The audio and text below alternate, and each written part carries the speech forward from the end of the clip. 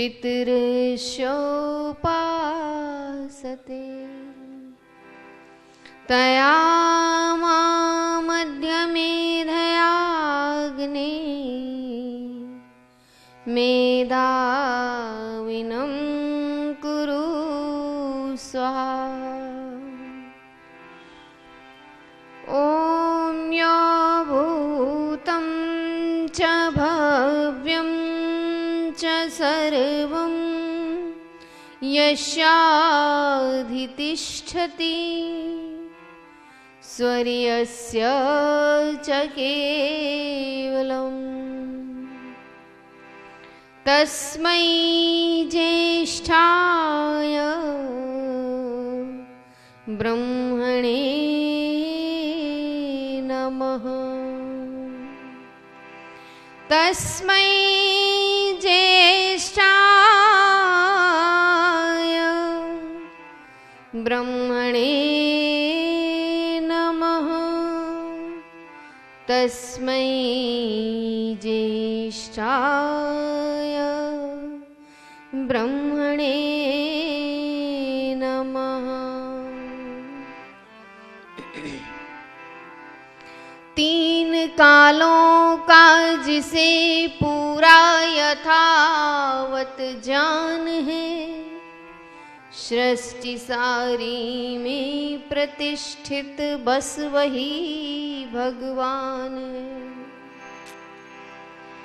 स्वयं सुख स्वरूप जिसका मुक्तिदाता नाम है, उस महंतम ब्रह्म को श्रद्धा समेत प्रणाम है। श्रद्धा समेत प्रणाम है।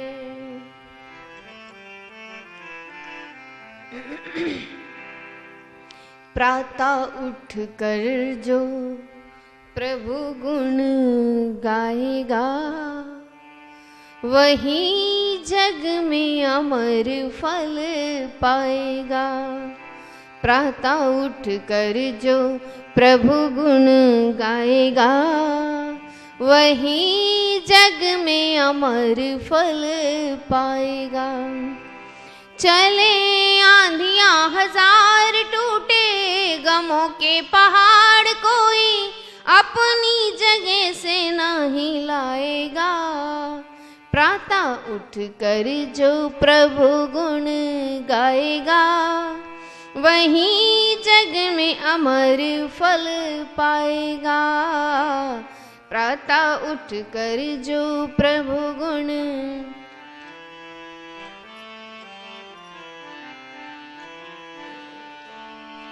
दुख दर्द सभी मिट जाए, पग चूमती रहेंगी सफलताएं।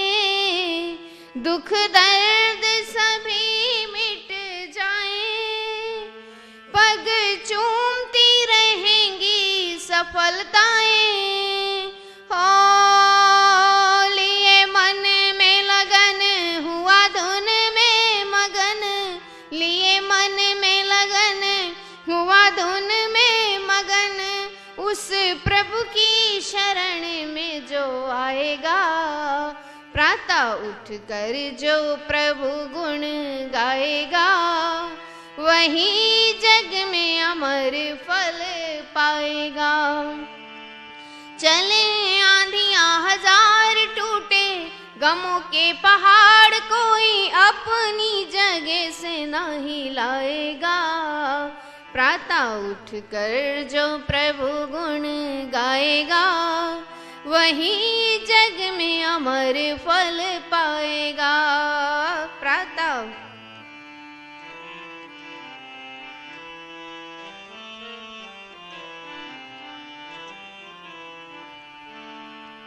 जो चाहो अगर सुख पाना, कभी और किसी द्वार पे न जाना। जो चाहो पथिक सुख पाना, कभी और किसी द्वार पे न जाना।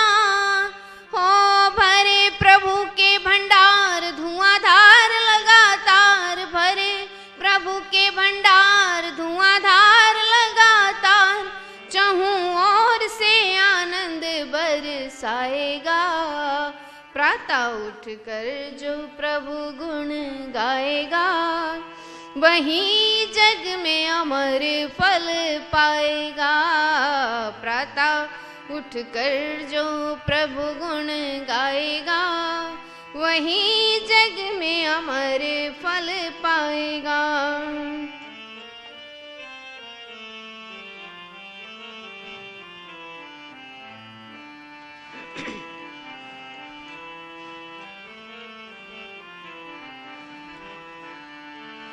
ये दुनिया है किसने बनाई, कोई कारीगर देवे ना दिखाई। हो ये दुनिया है किसने बनाई, कोई कारीगर देवे ना दिखाई। हो इसे पालता है कौन व संभालता है कौन, इसे पालता है कौन कि संभालता है कौन। सारी उलझन का भेद खुल जाएगा। प्रातः उठकर जो प्रभु गुण गाएगा वही जग में अमर फल पाएगा।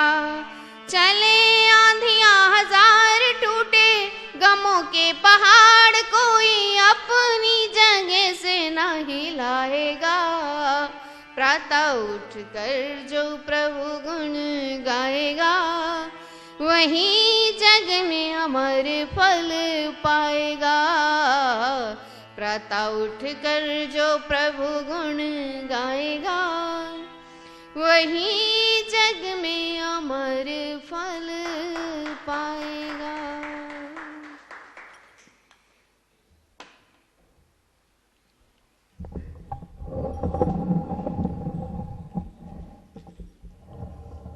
ओम ओम ओम। कमर सीधी करके बैठें।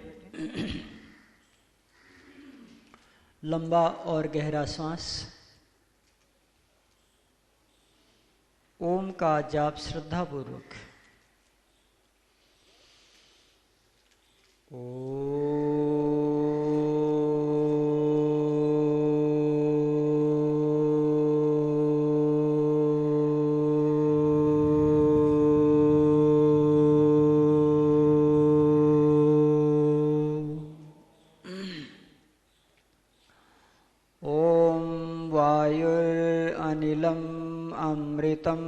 अतीदं भस्मान्तगुं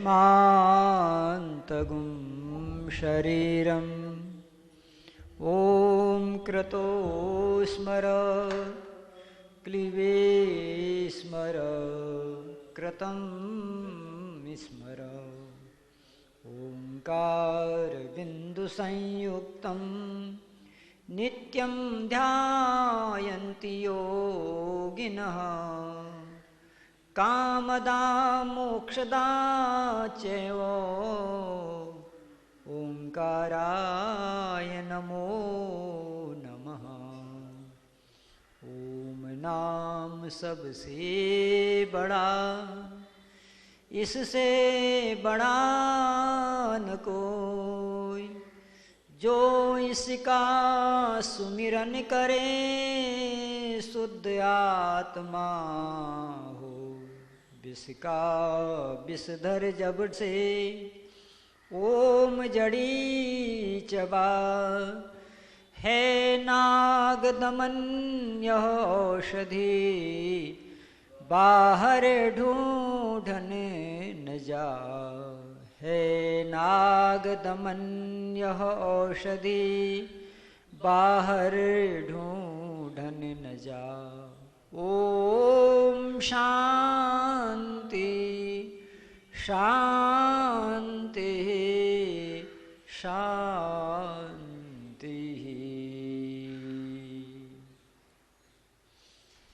अगर आपके मन में कभी ये जिज्ञासा हो कि परमात्मा ने वेद में क्या आदेश दिया है जीवात्माओं के लिए, तो मंत्र ने सूत्र रूप में बताया कुछ नहीं करना है। ओम कृतो स्मर, केवल ओम का स्मरण करो। अब स्मरण करने का अर्थ जो है वो बड़े गहराई से लिया गया कि स्मरण करने का अर्थ यह है कि पहली बात तो ईश्वर का ध्यान करो, क्योंकि ध्यान में ही आनंद की प्राप्ति होती है। और दूसरी बात बताते हैं कि जैसा जैसा ईश्वर का गुण, कर्म और स्वभाव है, अपने को भी वैसा वैसा बनाने का प्रयास करो। जो गुण ईश्वर के अंदर हैं वही गुण अपने अंदर भी लाने का प्रयास करें। 100% गुण तो आएंगे नहीं, क्योंकि परमात्मा सर्वज्ञ है, जीवात्मा अल्पज्ञ है। लेकिन अगर 50% भी आ जाते हैं तो गाड़ी चलेगी, चलेगी नहीं दौड़ेगी। ठीक है। जैसे ईश्वर दयालु है, सब कहते हैं ईश्वर दयालु है, रहम करम करने वाला है, तो अब हमें भी अपने स्तर से दूसरों के प्रति दया करनी चाहिए। ईश्वर दयालु है और कुत्ता आया दरवाजे पर, उठाया लाठी मारा उसको, चिल्लाते चिल्लाते भाग गया, तो इसे दया नहीं कहते हैं। दया धर्म का मूल है, नरक मूल अभिमान, तुलसी दया न छोड़िए, जब लग घट में प्राण। कहते हैं दया बिन संत कसाई। क्या कहा? दया बिन संत, भले वो संत है, अगर दया नहीं है तो फिर वो कसाई जैसा ही है। तो इसलिए हमारे अंदर ये क्वालिटी आनी चाहिए, गुण आनी चाहिए। और महर्षि पतंजलि महाराज ने उन गुणों को सिस्टम से बताया कि अहिंसा, मन से, वाणी से, शरीर से, सत्य, मन से, वाणी से, आचरण से, सत्य। अब आज तीसरा नियम महर्षि पतंजलि कहते हैं कि ईश्वर की ओर बढ़ने से पहले थोड़ा देख लेना, अस्तेय, कहीं चोरी करने का भाव तो नहीं है व्यवहार में, विचार में। अगर कोई व्यक्ति चोरी करता हो और वो सोचे हम ईश्वर को संतुष्ट कर लेंगे, असंभव है। मैंने एक व्यक्ति को देखा ठेले पर, ठेले वाला अंगूर बेच रहा था। उसके पास गया, उससे पूछा क्या भाव है रे? 2 मुंह में डाल दिया। अभी उसने भाव बताया नहीं, 2 दाने मुंह में डाल लिए। इसे चोरी कहते हैं। बहुत व्यापारी इस चीज को समझते हैं, इसलिए जब आप उनकी दुकान पर मिठाई खरीदने जाओ तो पहले चखा देंगे, टेस्ट कर लीजिए आप। वो जानते हैं कि इनकी आदत है, तो पहले ही ईमानदारी दिखा देते हैं, थोड़ा टेस्ट कर लीजिए फिर खरीदिए जैसी इच्छा हो। तो चोरी का मतलब होता है जो संपत्ति आपकी नहीं है उसको आप बिना उसकी इजाजत के प्रयोग में नहीं ला सकते, चोरी कहते हैं। आपका बेटा शाम को स्कूल से आया, उसको आपने 1 पेन दे रखी थी, लेकिन शाम को उसका बस्ता देखा तो उसमें 4 पेन थी। तो आपने पूछा कहाँ से लाए? तुमको तो मैंने 1 ही दी थी, 4 कहाँ से ले आए? तो हो सकता है वह झूठ बोल दे कि अरे मेरे दोस्त के हैं उसने दी है, लेकिन इतने से आपको संतुष्ट नहीं होना चाहिए। आखिर आपके दोस्त ने आपको क्यों पेन दी? कहीं ऐसा तो न हो कि दोस्त की आप चुरा लाए हो। तो वो दूसरे की संपत्ति है, बिना उसे उसकी इजाजत के आप नहीं ले सकते हैं। इस तरह व्यवहार में भी आप देखेंगे, अगर आप कभी हंसी मजाक में भी ले लेते हैं तो भी वो चोरी माना जाएगा, क्योंकि चोरी न करने से चरित्र महान बनता है और चोरी करने से सामाजिक बुराई आ जाती है। अब इसको आप छोटा मत समझिएगा, ये बहुत बड़ी चीज़ है। और महर्षि पतंजलि कह रहे हैं किसी प्रकार का भी कोई चोरी नहीं करना चाहिए। आप किसी आर्य समाज में जाते हैं, वहाँ से हवन सामग्री लाते हैं, रोज आप लाते हैं, तो एक दिन आपने एक पैकेट उठा लिया, रोज तो ले ही जाते हैं, एक पैकेट आपने बिना उठाए, मांगे बिना इजाज़त के ले लिया, वो चोरी में आ जाएगा। अब आप ये नहीं कह सकते कि भगवान के लिए ले जा रहे हैं। और इंसान के लिए चोरी करना तो समझ में आएगा भी, लेकिन भगवान के नाम पर चोरी तो बिल्कुल समझ में नहीं आती। बढ़िया बढ़िया फूल खिले रहते हैं घरों के आगे, बगीचों के आगे, लोग बिना पूछे मालिक से तोड़ लेते हैं उन फूलों को भगवान पर चढ़ाने के लिए। लेकिन भगवान ने किसी भी किताब में ऐसा नहीं लिखा है कि तुम फूल लाना और मेरे ऊपर चढ़ाना। पहले तो भगवान का कोई रूप रंग है ही नहीं, वो तो निर्विकार है, निराकार है। फिर भी यदि आप करते ही हैं, साधुओं को देखा आपने, साधु लोग गांव गांव में जाते हैं, कहते हैं काली देवी का भंडारा है, राशन दो, रुपया दो, पैसा दो। गली गली में, शहरों में लोग मांगते हैं भगवान के नाम पर। और बहुत लोग तो चंदा लेते हैं कि नौ दुर्गा हो रही है, चंदा दीजिए। अरे दुर्गा इतनी कमजोर है कि आप चंदा लेकर के उसकी पूजा करोगे? वो तो सबको देती है। दुर्गा का अर्थ होता है शक्ति, वो तो शक्तिमान है, उसके लिए चंदा क्यों मांगते हो? तो चंदा मांगना भी बिना ईश्वर की आज्ञा की चोरी में आता है।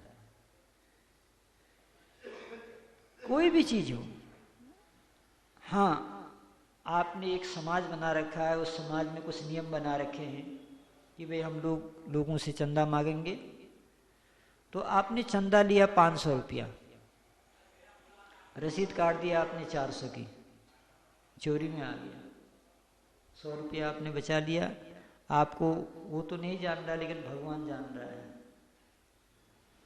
तो ऐसे लोग लिस्टों में गड़बड़ करते रहते हैं। इन छोटी छोटी चोरियों से हमको बचना होगा अगर हमें ईश्वर के ध्यान में जाना है। तो ग्राहक से चोरी होती है, दुकानदार से चोरी होती है। अभी हमें एक सामान है, वो सामान मान लिया 20 रुपये का है, और लाजमी है हम कमाने बैठे हैं तो कुछ फ़ायदा लेंगे। तो हमको ये बताया किसी ने कि 20 रुपये पर आप 5 रुपया ले सकते हो, 20 की आपकी लागत है, 5 आप ले लो, 25 हो गया। तो एक ग्राहक ऐसा आया आपके पास, आपने सोचा इससे 10 ले सकते हैं, तो आपने 25 की जगह 30 लगा दिया, वो तो ले गया, लेकिन ये आपकी चोरी में आ जाएगी, क्योंकि आपने आवश्यकता से अधिक लिया है। तो आवश्यकता से अधिक आप ले रहे हैं बिना उसकी इजाज़त के, बिना नियम के, बिना कानून के, तो ये चोरी में आता है। बहुत जगह हम मंदिरों में लोग जाते हैं, आजकल मंदिरों में भी लिखा है जेब कतरों से सावधान। मंदिर में ये लिखने की क्या जरूरत है जेब कतरों से सावधान? इसका मतलब मंदिर वाले भी जानते हैं यहाँ असली भगवान नहीं है। अरे भाई कोई चप्पल चुरा रहा है, अगर भगवान है तो देखेगा नहीं क्या? देखेगा ना, लेकिन नहीं देख रहा है, इसका मतलब मंदिर वाले भी जानते हैं दाल में काला जरूर है। अच्छा देखो, एक पुजारी कितनी चोरी करता है, आप बड़े ध्यान से सुनना, ये निंदा का विषय नहीं है। सुबह से शाम तक लोग भगवान के नाम पर केला चढ़ाते हैं, सेब चढ़ाते हैं, मिठाई चढ़ाते हैं, पैसा चढ़ाते हैं। चढ़ता है ना मंदिरों में, सुबह से शाम तक कितना चढ़ता है। और शाम को सारा माल मंदिर पुजारी झोले में रख करके घर। क्या पुजारी ने अपने नाम से लिया था? भगवान के नाम से लिया था। तो भगवान के नाम से लिया था तो तुम क्यों ले जा रहे हो? अगर तुम अपने नाम से लो तो ले जाओ। नाम लेते हो भगवान का और काम चलाते हो अपना। तो ऐसे लोगों को देखकर लोगों ने कहा, धर्म के नाम पे करते यहाँ जो धंधे हैं, लोग बड़े गंदे, वो लोग बड़े गंदे हैं। धर्म के नाम पे करते यहाँ जो धंधे हैं, लोग बड़े गंदे, वो लोग बड़े गंदे हैं। प्रभु का नाम लेके मूर्ति कोई बिठा देते, फिर तो क्या है कि अपनी धाक ही जमा लेते। समय से खोलते और बंद इसको करते हैं। मंदिर का नियम लगा, इतने बजे मंदिर खुलेगा, इतने बजे मंदिर बंद होगा। समय से खोलते और समय से बंद करते हैं। ये तो मंदिर को भी दुकान बना बैठे हैं, ये तो मंदिर को भी दुकान बना बैठे हैं। धर्म के नाम पे करते यहाँ जो धंधे हैं, लोग बड़े गंदे, वो लोग बड़े गंदे हैं। एक भगवान रजनीश बन के आया था, विदेशी पुलिस के हाथों बहुत पिटाया था। चंद्रा स्वामी भी भगवान खुद को कहता था, धर्म के आड़ में धंधे ये काले करता था। नहीं कुछ कर्म और शर्म पास है इनके, नहीं कुछ कर्म और शर्म पास है इनके। नहीं जी सकते हैं ये सिर्फ आदमी बनके, नहीं जी सकते हैं ये सिर्फ आदमी बनके। धर्म के नाम पे करते यहाँ जो धंधे हैं, लोग बड़े गंदे, वो लोग बड़े। धर्म के नाम पर चोरी, और चोरी ही नहीं, सीना जोड़ी। एक तो चोरी होती है, आदमी स्वीकार कर लेता है, लेकिन एक सीना जोड़ी होती है, अरे हम भगवान के लिए ले जा रहे हैं, कौन मना कर सकता है हमको। क्या भगवान ने ये कहा है कि मेरे लिए तुम चोरी करके ले आना? विचार कीजिए, चिंतन कीजिए। इसलिए इससे बचने की आवश्यकता है। हम किसी शादी विवाह में गए हैं, वहाँ बहुत भीड़ है, हमको बाथरूम लग गई, जूते पहने हैं, अब जूते से बाथरूम में जा नहीं सकते, खराब हो जाएंगे, तो हम इधर उधर देखते हैं किसी की चप्पल है तो नहीं। धीरे से अपने जूते उतारे, उसके चप्पल पहन के बाथरूम हो लिए। उसको बताया नहीं कि आपकी चप्पल पहन के जा रहे हैं, ये चोरी में आता है। भले आप फिर लाके वहीं रख देंगे उसको, वो अलग बात है। किसी से जब आप इजाज़त लेते हैं, किसी से जब आप पूछते हैं, वो मना नहीं करेगा। उसका लाभ ये होगा कि आपका जो ईगो है होगा ना, ईगो वो ढीला रहेगा। अहंकार पे चोट पड़ती है, और फिर आदमी दूसरी बार से व्यवस्था करके रहेगा। इसीलिए हमने सफ़र में देखा है, कई ऐसे ऐसे उस्ताद होते हैं, वो घर से ब्रश लेके जाएंगे, पेस्ट लेके नहीं जाएंगे। और जैसे आप पेस्ट करेंगे, भाई साहब थोड़ा सा, चोरी है। दूसरे का टावल यूज करना, दूसरे का पेस्ट यूज करना, दूसरे का चश्मा। बहुत लोग चश्मा जेब में रखा है, अरे बहुत बढ़िया है, निकाल लिया, फट से लगा ले। कहाँ से लाए? बहुत बढ़िया है। चोरी में आता है। वो आपको दिया तो नहीं, आपने कहा ये मेरा मित्र है, तो मित्र है तो कहा दादागिरी करोगे? दादागिरी नहीं चलेगी। आप सज्जनता से, शालीनता के साथ व्यवहार करिए। आपको आवश्यकता है, आप मांग लीजिए, वो देगा। नहीं देगा कोई बात नहीं, क्या नुकसान हुआ हमारा। लेकिन हमने बिना मांगे ले लिया तो चोरी की श्रेणी में आ जाएगा वो। महाराज मनु का संविधान बहुत कठोर था। जब कोई व्यक्ति चोरी करते हुए पकड़ा जाता था, तो मनु कहते हैं ये पता करो किस हाथ से चोरी की है। जिस हाथ से चोरी की है उसी हाथ को काट दो। बोला क्यों? बोला ये जब समाज में जाएगा तो लोग इससे पूछेंगे तुम्हारा हाथ कैसे कटा। तब ये जब बताएगा तो प्रजा में भय पैदा होगा कि हमें चोरी नहीं करनी चाहिए। तो एक व्यक्ति के दंड देने से करोड़ों लोग सुधर सकते हैं। दंड व्यवस्था। महाराज मनु ने लिखा दंडेन रक्षति धर्म, कि बोलो धर्म की रक्षा कैसे होगी? बोला दंड से। दंड से धर्म की रक्षा होती है, लेकिन दंड कैसा हो कि प्रीति पूर्वक, धर्मानुसार, यथा योग्य। ये दंड की व्यवस्था थी कि विद्वान अगर चोरी करे, विद्वान अगर पाप करे तो 1000 दंड, क्षत्रिय चोरी करे तो 500 दंड, वैश्य चोरी करे तो 250 दंड, शूद्र चोरी करे तो 100 रुपया दंड। बोला क्यों? बोला शूद्र तो वैसे ही अज्ञानी है, उसको तो कुछ मालूम ही नहीं है, इसलिए उसका दंड कम है। विद्वान का 1000 क्यों? कि ये तो सब कुछ जानता है, सब कुछ जानने के बाद इसने अपराध किया है। लेकिन आज ऐसा नहीं है, आज की न्याय प्रणाली बदल गई है। आज तो जिसकी लाठी उसका भैंस होता है। बड़े बड़े बाहुबली छूट जाते हैं, छोटे छोटे अपराध करने वाले जिंदगी जेल में बिता देते हैं।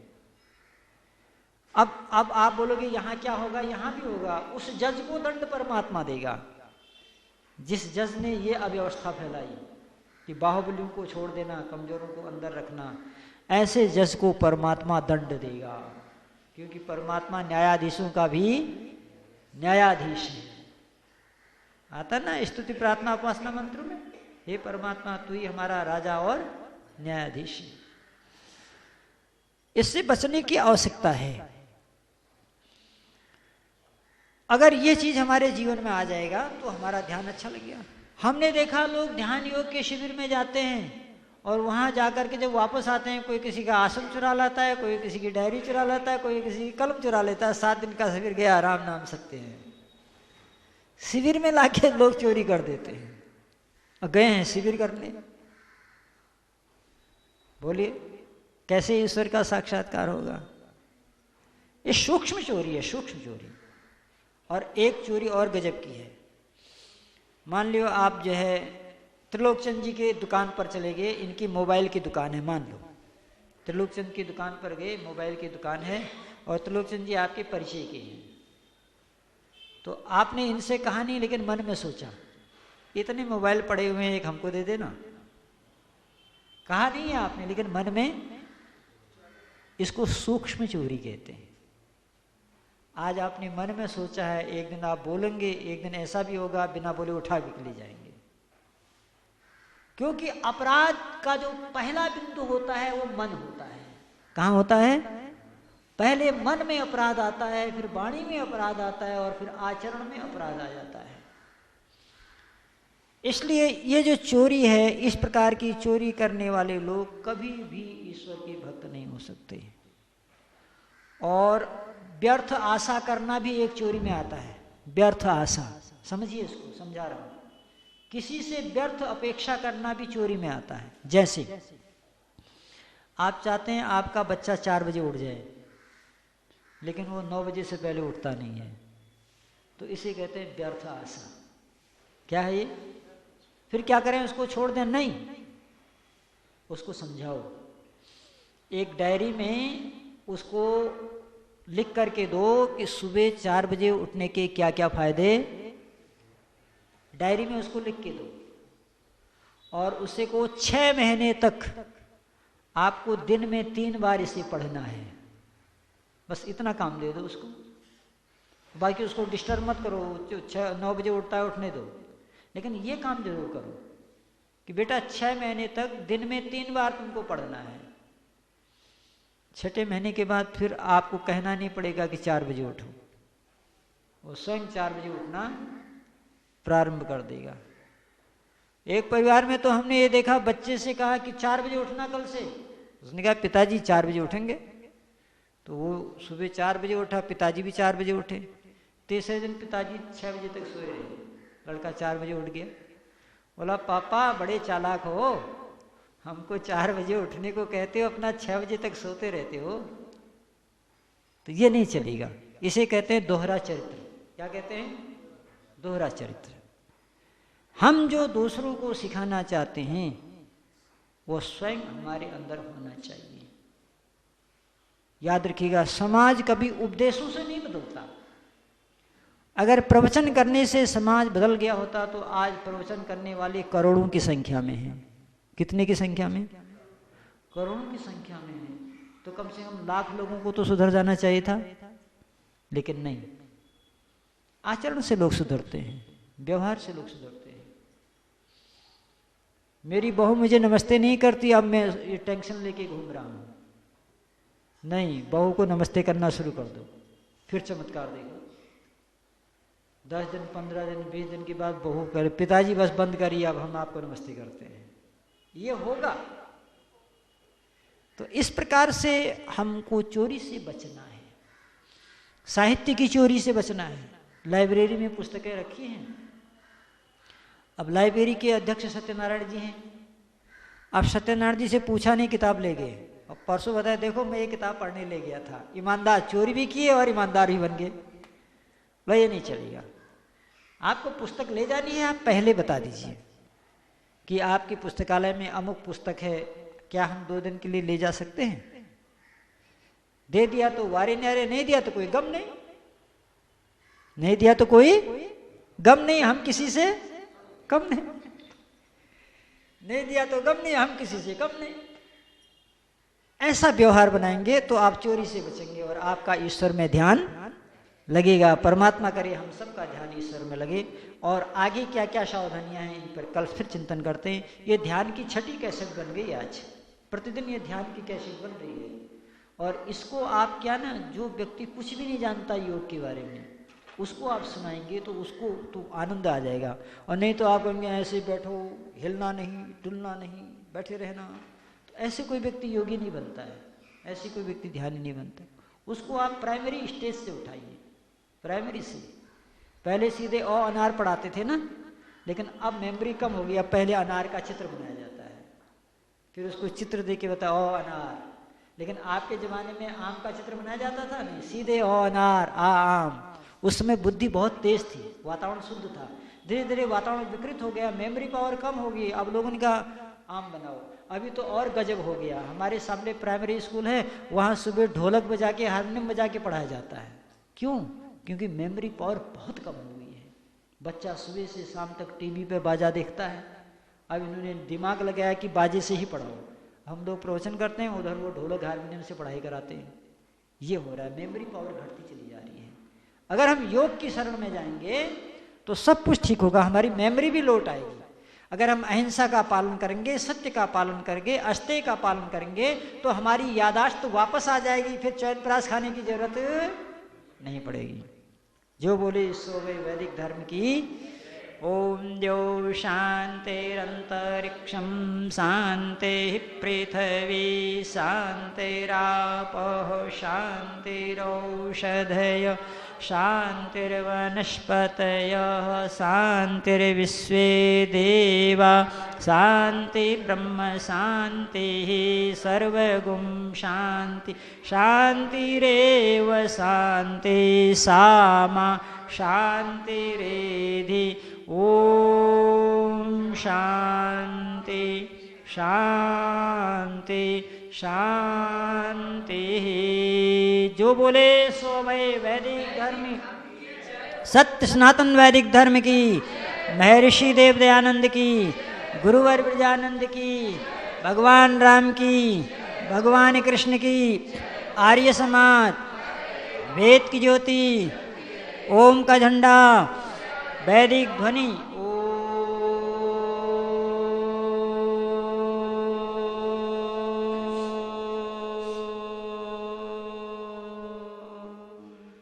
वैदिक अभिवादन। सभी को सादर नमस्ते, धन्यवाद।